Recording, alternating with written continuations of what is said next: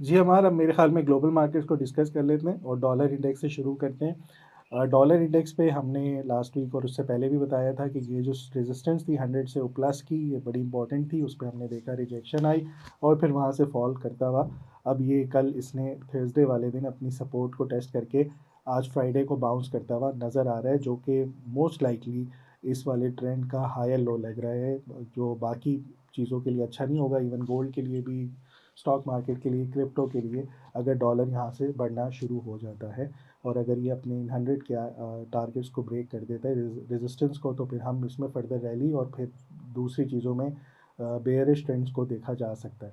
सो यहाँ पे dollar index right now bounce होता हुआ नज़र आ रहा है। मुझे लग रहा है कि स्टिल हमारे ये जो रेजिस्टेंस है 100 पॉइंट समथिंग की, इसको जाके फिर से टेस्ट कर सकता है। सो अगर डॉलर इंडेक्स आपका बुलिश हो रहा है और डेटा नहीं आ रहा है इसका, तो फिर इसका ये मतलब है कि बाकी चीज़ें थोड़ी सी स्ट्रगल करेंगी। अभी हमारे इसके ऊपर डिटेल से बात करते हैं। हमारा डॉलर डेटा तो नहीं आया, लेकिन चार्ट्स के ऊपर दोबारा से अपनी सपोर्ट से बाउंस करता हुआ नज़र आ रहा है। सो आपको क्या लगता है कि डॉलर स्टिल जो हमने बॉटम बताया था सितंबर में और उसके बाद से राइट रैली ही कर रहा है, सो आपको लग रहा है कि कंटिन्यूशन रहेगी इसकी जब से शट डाउन हुआ है?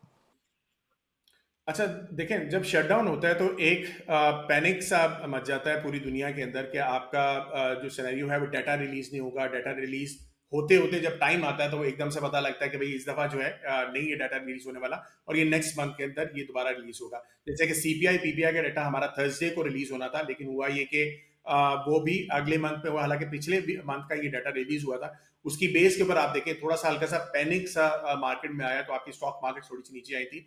उसकी बेस के ऊपर डॉलर इंडेक्स जो है वो एक सेफ हेवन कहलाता है, यानी कि Japanese yen, Switzerland currency and dollar, ये आपके सेफ करेंसीज होती है, सेफ हेवन करेंसी कहलाती है। तो इन्होंने काफी जबरदस्त जंप किया, ठीक है। अच्छा, मैं थोड़ा सा टाइम यहाँ पे लेता हूँ। ये हमने नई डैशबोर्ड भी, हमारा फॉरेक्स फंडामेंटल्स का जो मैं कोर्स है, मैं उसमें सारी चीजें यहाँ पे बड़े डिटेल में एक्सप्लेन कर रहा होता हूँ। तो यहाँ पे मैंने ऑलरेडी एक वीडियो भी बताई थी जिसमें मैं ये कह रहा था कि हो सकता है कि आपकी क्रिसमस रैली आगे आएगी, और मुझे लग रहा है यूएस शटडाउन जो है वो आपका जब खत्म होगा तो उसकी बेस के ऊपर थोड़ी सी बेहतरी आएगी। अब यूएस शटडाउन आगे ये कैरी फॉरवर्ड होता जा रहा है, उस पर हम कुछ कर नहीं सकते।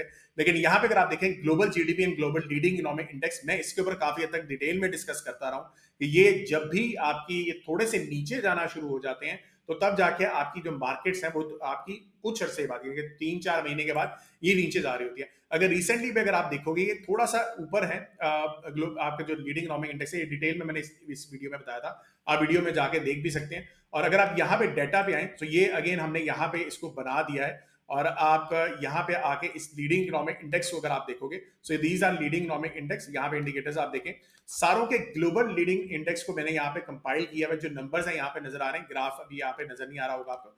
यहाँ पे अगर आप देखें तो ये रिसेंटली 183, फिर 180, फिर ऑल द वे 195 पे आपके लीडिंग इकोनॉमिक इंडेक्स जो लेटेस्ट आपके अभी तक आ रहे हैं, वो काफी तक इंप्रूव कर रहे हैं, ठीक है। चूंकि अभी यूएस के थोड़े से नीचे डिक्लाइन पे हैं, तो आपकी इसके वजह से स्टॉक मार्केट आपको नीचे नजर आ रही है कि थोड़ी सी नीचे कर रही है।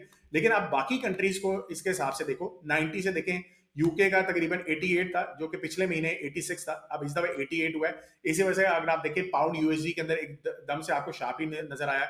इसके अलावा आप देखें स्विट्जरलैंड का काफी हद तक ऊपर जा रहा है, तो यूएसडी सीएचएफ को अगर आप खोल के देखेंगे बहुत जबरदस्त परफॉर्म कर रहा है। फिर आप न्यूजीलैंड को देखें, न्यूजीलैंड डॉलर के अगर आप देखेंगे, ये आपके जो लीडिंग इकोनॉमिक इंडेक्स है ये काफी हद तक बेहतर जा रहे हैं। सो काफी हद तक चीजों को सिर्फ इस तरह ही नहीं देखना होता कि आप अमेरिका के देख रहे हैं मार्केट को देखते जाओ और उसकी बेस पे बात करें, पीछे फंडामेंटल्स की रीजन को समझें कि जब तक वो नंबर्स इंप्रूव कर रहे हैं फिर तो इतना मसला नहीं है। लेकिन हाँ, अगर नीचे जाएंगे फिर हम थोड़ा सा देखते रहेंगे।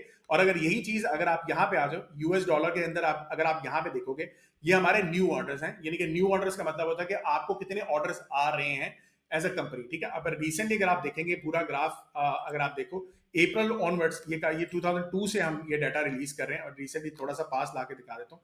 तो यहाँ से अगर आप देखोगे तो ये रिसेंटली न्यू ऑर्डर्स वगैरह भी थोड़े से आपके बढ़े हैं, ठीक है। इसी तरीके से अगर आप पीएमआई पे आ जाओ, आईएसएम को अगर आप देखना चाहेंगे, तो आईएसएम जो है ये रिसेंटली थोड़ा सा आपका जो नीचे आया है, जो थोड़ा सा कंसर्निंग है कि ये थोड़ा सा नीचे नहीं आना चाहिए। लेकिन ऑन दी अदर एंड जो आपके नॉन मैन्युफैक्चरिंग पीएमआई है वो काफी आपका अच्छा है, एनएमआई इसको कहते हैं।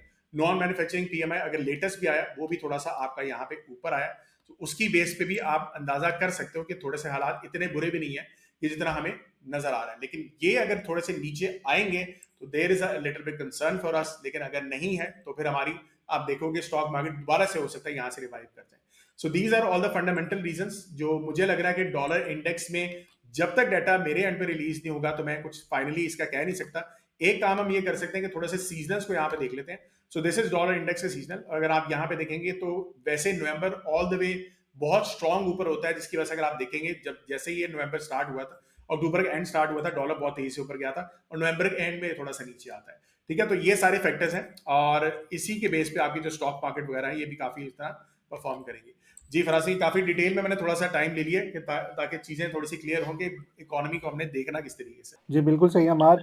अच्छा, आज जो पेयर हम डिस्कस करेंगे या मैं जो टेक्निकली देख रहा हूँ वो यूएसडी जेपीवाई है, यूएस डॉलर जापानीज येन। इसके ऊपर बेयरिश डाइवर्जेंस बनी हुई है और लग ऐसे ही रहा है कि ये जो इसने हायर लो यहाँ पर डिफाइन किया हुआ है, ये वाला जो आपका बन रहा है 152.847, तो ये काफ़ी दूर है।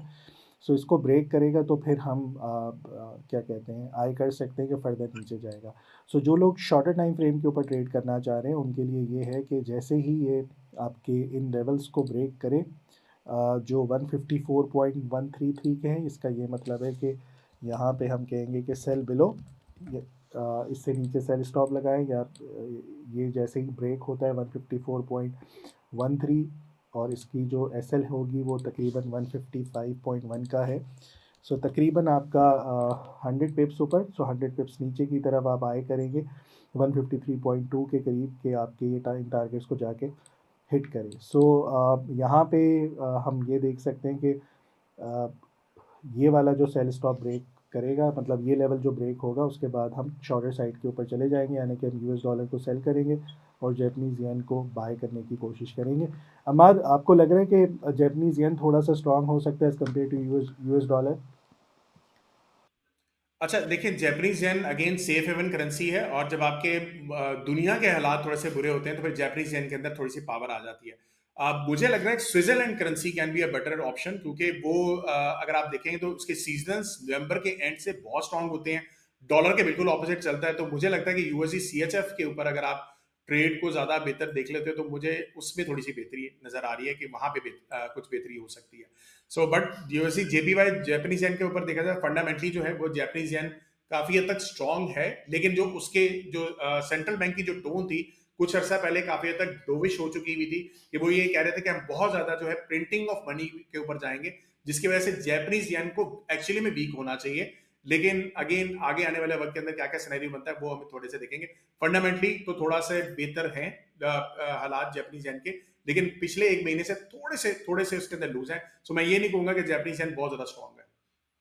सही है। अच्छा, अगर हम यूएस डॉलर स्विस फ्रैंक की बात करें तो बिल्कुल ये बहुत बेहतरीन तरीके से ड्रॉप होता हुआ नज़र आ रहा है, बेयरिश, यानी कि स्विस फ्रैंक स्ट्रांग हो रहा है, यूएस डॉलर वीक हो रहा है।